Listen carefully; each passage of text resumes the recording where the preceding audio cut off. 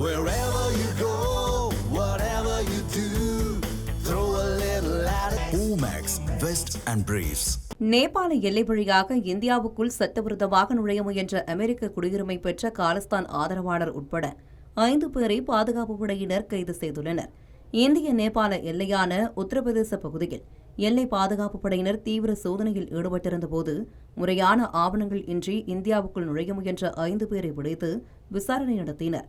அதில் ஒருவரான மன்வீர் சிங் தில்லோன் அமெரிக்க குடியுரிமை பெற்ற காலிஸ்தான் ஆதரவாளர் என்பதும் மற்றொருவரான விக்ரம்ஜித் சிங் 2023ஆம் ஆண்டு பஞ்சாப் காவல் நிலைய தாக்குதல் வழக்கில் தேடப்பட்டு வந்தவர் என்பதும் தெரியவந்தது.